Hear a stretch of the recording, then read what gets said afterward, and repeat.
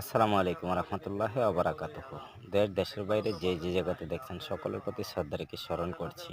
কালকা ঢাকা উত্তরা যে বিমান দুর্ঘটনায় যে ছাত্রছাত্রী মারা গেছে, অনেকে ভিডিও তৈরি করতেছেন যে এটা পরিকল্পিতভাবে করা হয়েছে।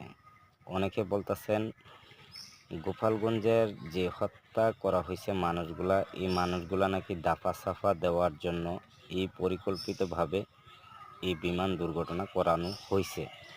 তো বিশেষ করে কোনটা সত্য কোনটা মিথ্যা এটা এখনও বর্তমান জানা যাচ্ছে না, তবে জানা যাবে।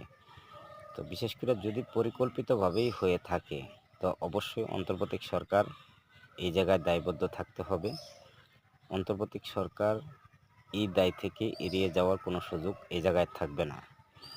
বিশেষ করে অন্যান্য রাষ্ট্রে দেখা যায় বিমান প্রশিক্ষণ কেন্দ্র খোলা ময়দানে থাকে।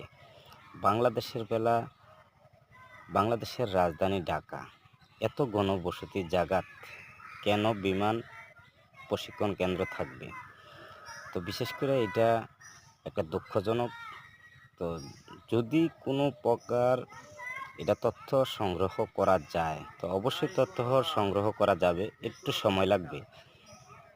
বিশেষ করে যদি গোপালগঞ্জের ঘটনা দাফাসাফা দেওয়ার জন্য এই ঘটনা ঘটায় থাকে, তো এনসিপি নাগরিক পার্টি এবং অন্তর্বর্তী সরকার সম্পূর্ণরূপে দায়বদ্ধ থাকবে। বিশেষ করে বাংলাদেশের যে কোনো সরকার থাকুক, এই সরকারই এটা দায়বদ্ধ নিতে হবে। এটা এড়িয়ে যাওয়ার কোনো সুযোগ এই জায়গায় নাই। তো পরিকল্পিতভাবে হোক আর পরিকল্পিতভাবে না হোক, মূলত প্রশ্ন, এত ঘনবসতির ভিতরে বিমান কেন্দ্র থাকবে কেন? বিমান